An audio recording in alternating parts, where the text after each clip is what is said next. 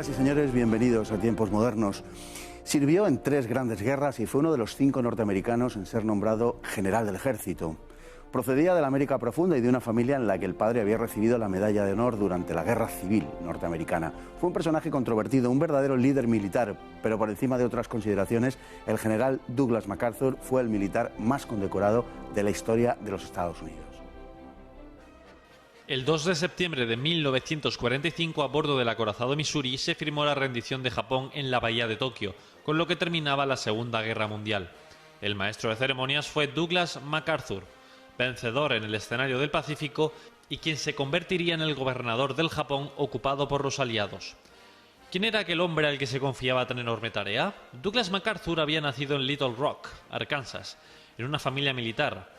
Estudió gratuitamente en West Point gracias a que su padre había sido condecorado con la medalla de honor y obtuvo la 3ª mejor calificación en la historia de la academia. Fue enviado primero a Filipinas antes de cumplir misiones de inteligencia en México, con las que se ganó una reputación de soldado valeroso que siempre la acompañaría. Desde que, junto con su padre, fuera nombrado observador en la guerra ruso-japonesa de 1904, mostró una pronunciada inclinación hacia las cuestiones asiáticas y del Pacífico. Sin embargo, sería en Francia donde se distinguiría decisivamente durante la Primera Guerra Mundial, terminando al mando de una división siendo el jefe divisionario más joven y el militar más condecorado del ejército de los Estados Unidos. En los años inmediatamente posteriores a la guerra, MacArthur fue destinado a West Point, donde introdujo importantes cambios modernizadores de la por entonces obsoleta academia. Se casó con una rica heredera y su matrimonio duró 7 años. Cuando en 1937 se casó con Jean Fairclough, a la que estaría unido hasta el día de su muerte, se hallaba destinado en Filipinas, construyendo el ejército de ese país por encargo de su presidente. Roosevelt le nombró comandante de las fuerzas de los Estados Unidos en el Extremo Oriente.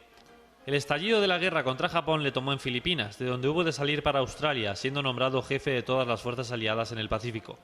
Diseñó la estrategia de saltar de isla en isla hasta aniquilar a las fuerzas japonesas antes de atacar el propio Japón.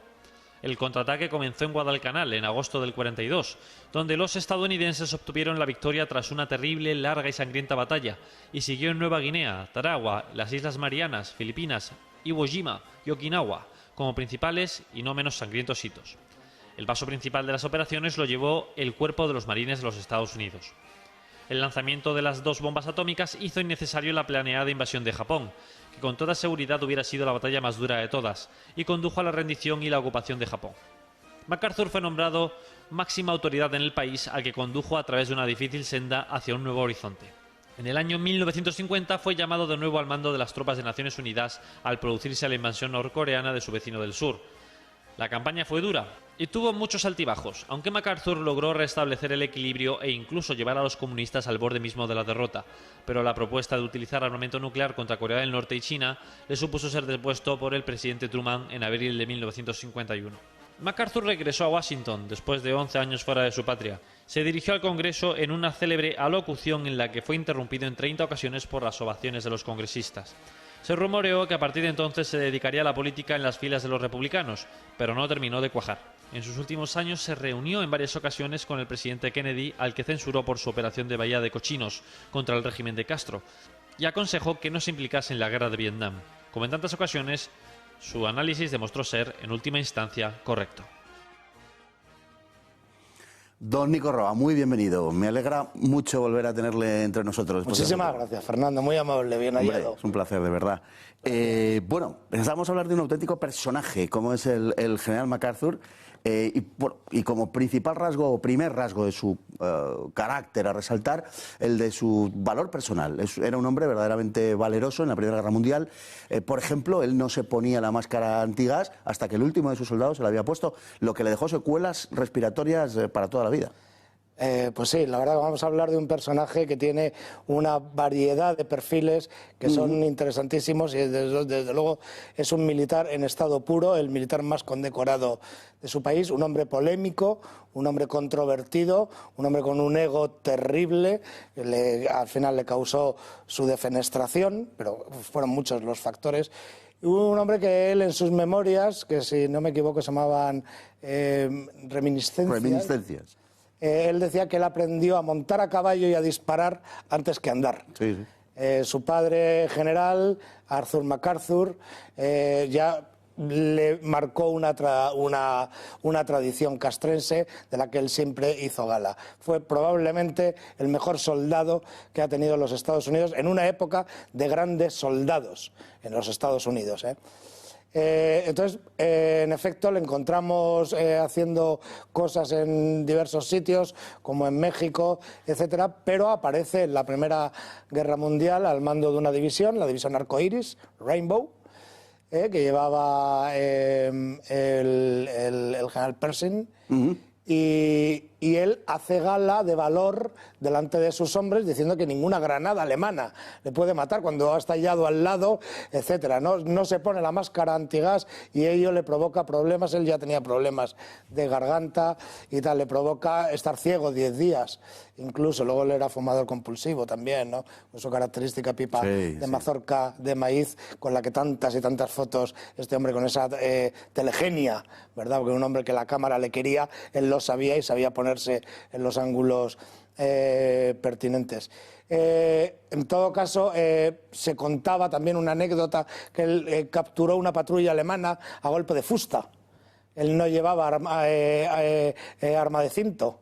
Y entonces, bueno, pues todo eso contribuyó a alimentar la leyenda de este militar tan notable. Fue nombrado general jefe de Estado Mayor en el año 30, pero luego fue ratificado por Roosevelt, lo cual es digamos, algo llamativo, porque en aquella época no era lo más habitual y, sin embargo, alcanzó con una enorme rapidez los escalafones más altos del ejército. Claro, él, cuando termina la Primera Guerra Mundial, él es general de brigada. General de división.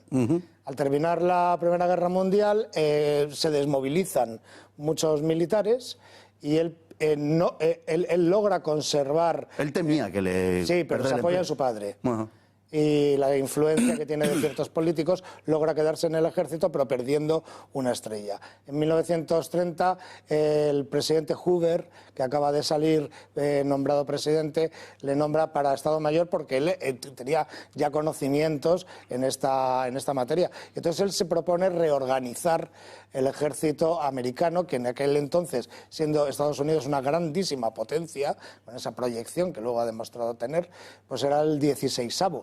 En el ranking, era un ejército sin arma acorazada, era un ejército sin una aviación correcta, era un ejército con poco personal, con muchos oficiales. Él se propone rectificarlo. Cuando Roosevelt sucede a Hoover, Roosevelt le confirma.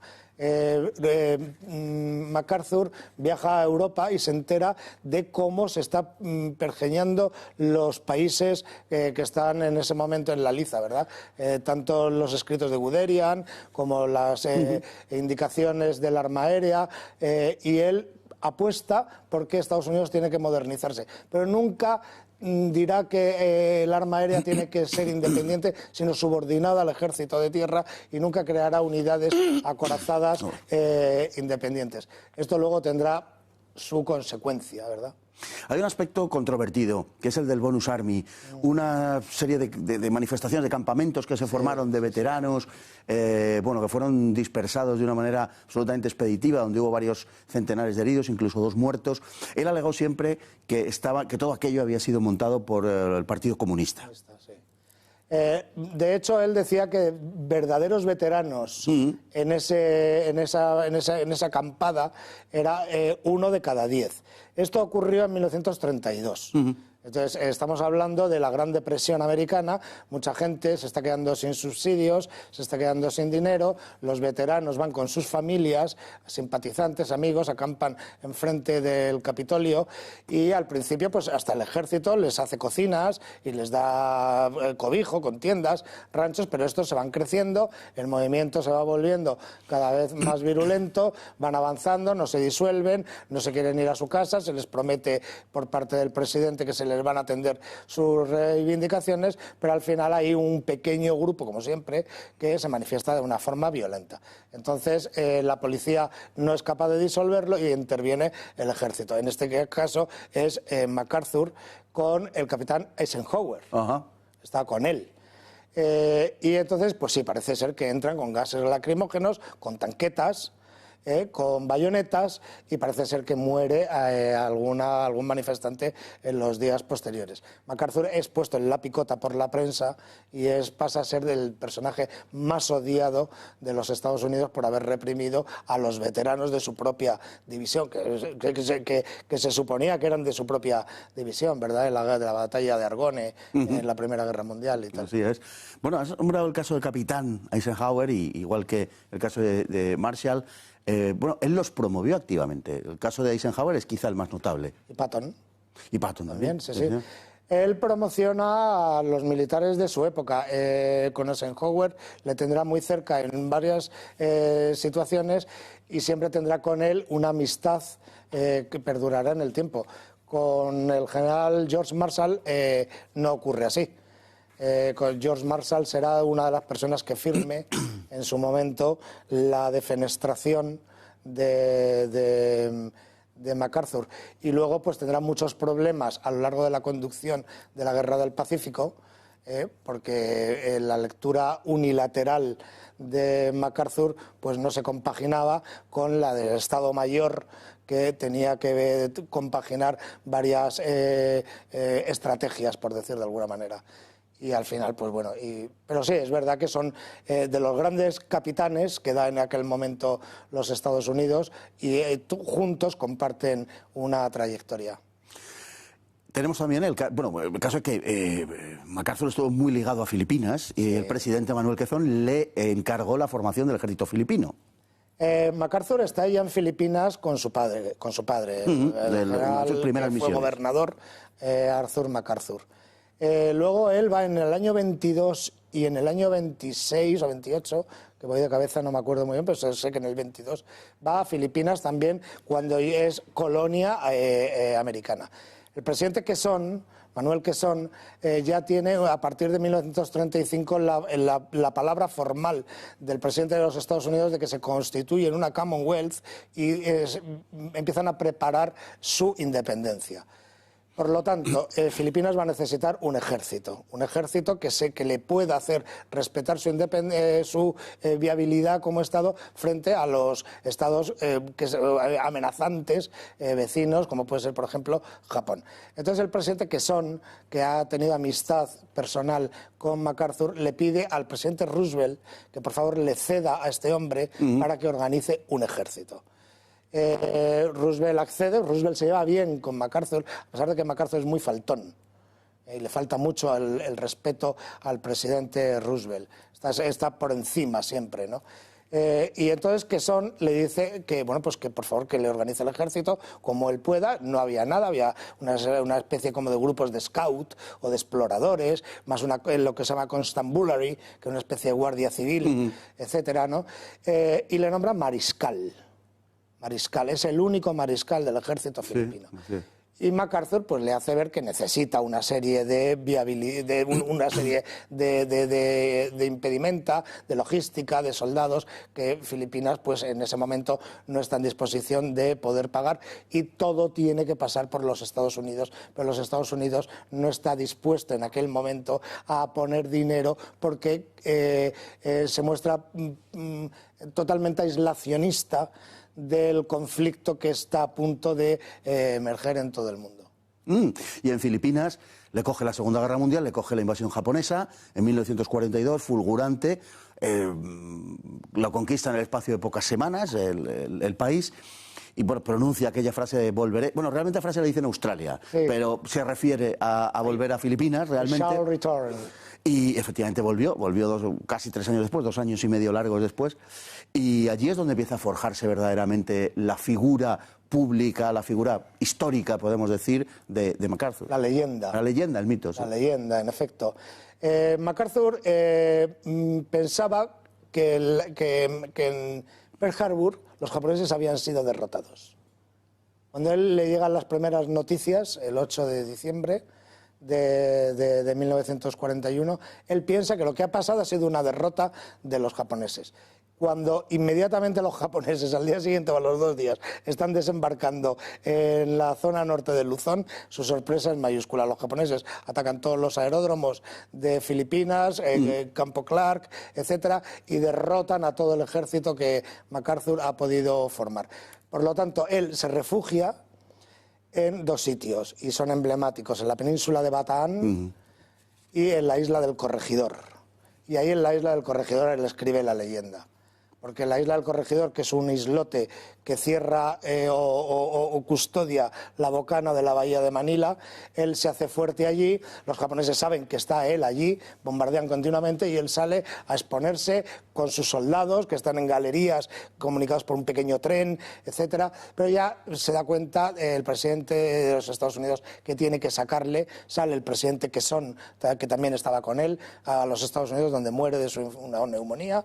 Él huye con su mujer y su hijo y el Estado Mayor en una dramática huida por la noche en lanchas torpederas, la PK-41, si no me equivoco, a la isla de Mindanao, y de ahí en un B-24 Mitchell a Darwin.